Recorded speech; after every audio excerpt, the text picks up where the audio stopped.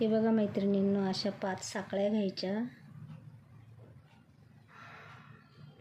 शेवटीची आडी ओढून घ्यायची. 1 2 3 4 आणि हे 5 साखळ्या घेतल्यानंतर जी पहिली एक साखळी आहे ती फोडून तिच्यामधनं सुई टाकून ते पॅक करून घ्यायचा राऊंड. असा हा आपला राऊंड पूर्ण झाला.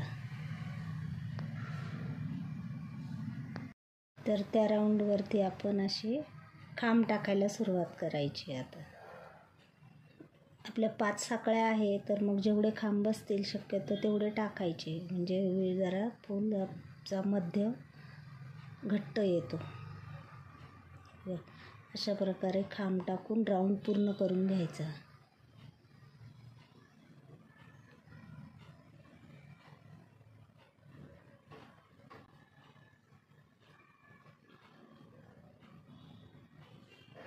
बघा, आपला आता राऊंड पूर्ण झालेला आहे आणि आता इथे आपण पॅक करून घ्यायचं. जी पहिली आडी टाकली होती ना, खांब टाकला होता त्याच्यावरती आता हा राऊंड पॅक करून घ्यायचा. झाला हा आपला पहिला राऊंड तयार. काय करायचं, 2 साखळ्या घ्यायच्या. हा राऊंड पूर्ण झाल्यानंतर याच्यावरती 2 साखळ्या टाकायच्या आणि हे असं उलटं करायचं, उलट बाजूला करून.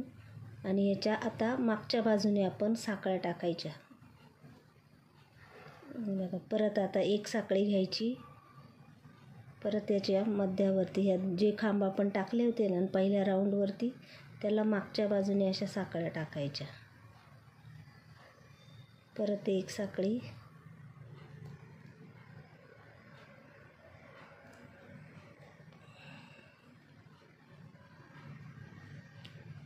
हे बघा अशा प्रकारे या मागच्या बाजूने, हे बघा या मागच्या बाजूने साखळ्या टाकत चालायच्या.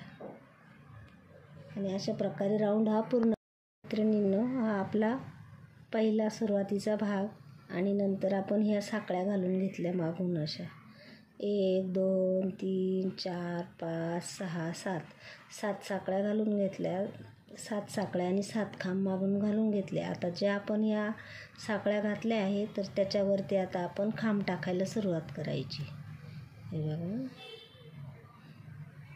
ही मागच्या बाजूनं आता परत पुढे फुल उलटं करून घ्यायचं आणि असं हे बघा खांब टाकायला सुरुवात, त्या साखळ्यांमध्ये खांब टाकायला सुरुवात करायची. 3 खांब एका साखळीमध्ये टाकायचे. हे बघा 1 2 3 खांब टाकल्यानंतर आडी मारून पॅक करून घ्यायचं. असं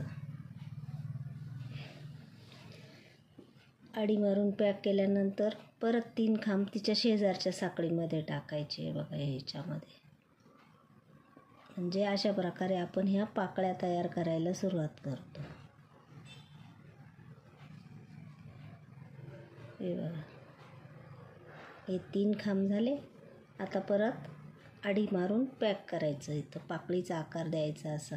हे बघा या 2 पाकळ्या. आता तर मग बघा मैत्रिणींनो, हे जे आहे ना आपण हे जे फूल सुरुवातीचं हे पहिला राऊंड हा, त्याला मागून साखळ्या टाकून ह्या पाकळ्या केल्या, परत त्याच्या मागून साखळ्या टाकून ह्या पाकळ्या केल्या आणि परत मागून साखळ्या टाकून, हे बघा अशा प्रकारे हे फूल लेअर टू लेअर 1 2 3 4 लेअरमध्ये हे गुलाबाचं फूल तयार होतं.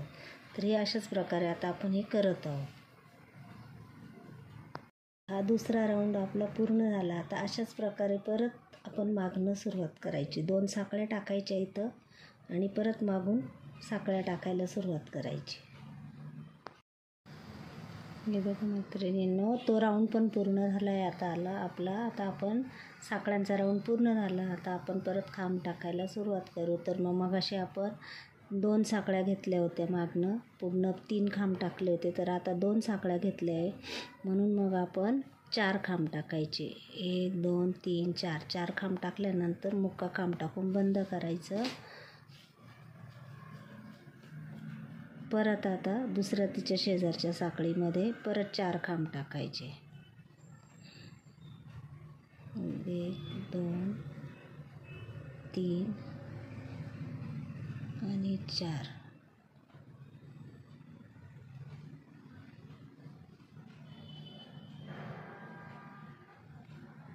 4 खांब टाकले, त्याच्यानंतर मुक्का खांब टाकून परत बंद करायचा. अशा प्रकारे पुढचा राऊंड आपला पाकळ्यांचा तयार व्हायला लागला. करताना सर्वप्रथम साखळीच विणायला शिकायची. असं बघितल्यानंतर तर कोणाला जमणारच नाही. जेव्हा स्वतः करून करायला घेईल हातामध्ये तेव्हाच ते विणकाम जमतं. तर ज्याला आवड असेल त्यांनी नक्कीच करून बघा. आपण स्वतः बनवलेल्या वस्तूंचा आनंद हा वेगळाच असतो. बाजारात तर सगळ्याच गोष्टी मिळतात, पण आपण पण स्वतः बनवलेली वस्तू असते तिचा एक आनंद वेगळा असतो. तर मग अशा वस्तू बनवायला सुरुवात करायची छोट्या-छोट्या. आधी साखळी विण शिकायची, खांब शिकायची. खांब साखळीपासून पण रुमाल वगैरे आसन बसायला बनवता येतं. मग त्याच्यानंतर फुलं करायला शिकायची, पट्टी बनवायला शिकायची. मला लहानपणापासून विणकामाची आवड होती. कोणी विणताना बघितलं की मी ते करून बघायची. अक्षरशः असं गोधडी वगैरे शिवायचा जाड दोरा असतो त्याने बनवून वस्तू बनवायला शिकायची. आणि मग घरातले मला रागवायचे. शाळेत जायचं असायचं तर मग तू ह्या वस्तूंमध्ये कशाला लक्ष घालते, कशाला बनवते. तर मी गपचूप असं रात्रीच्या वेळेला कुठंतरी बाहेर असं गपचूप बसून मी हे विणकाम शिकली आहे. आणि याच्यापासून मी खूप छान छान वस्तू पण बनवलेल्या आहेत.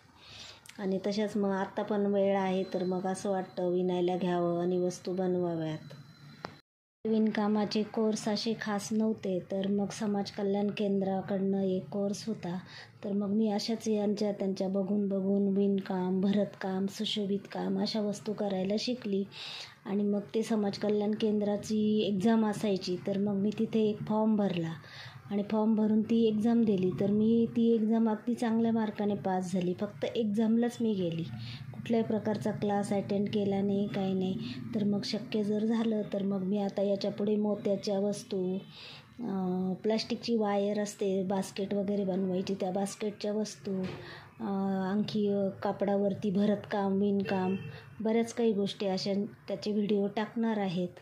पण बघू आता शक्य झालं तसं, वेळ जसा भेटेल तसं मी ते व्हिडिओ टाकणार आहेत. माझ्या वस्तू बनवायच्या तुम्हाला आवडत असेल तर माझा व्हिडिओ बघून नुसता पुढे सरकू नका. लाईक करा, शेअर करा, सबस्क्राईब करा आणि कॉमेंट पण करा.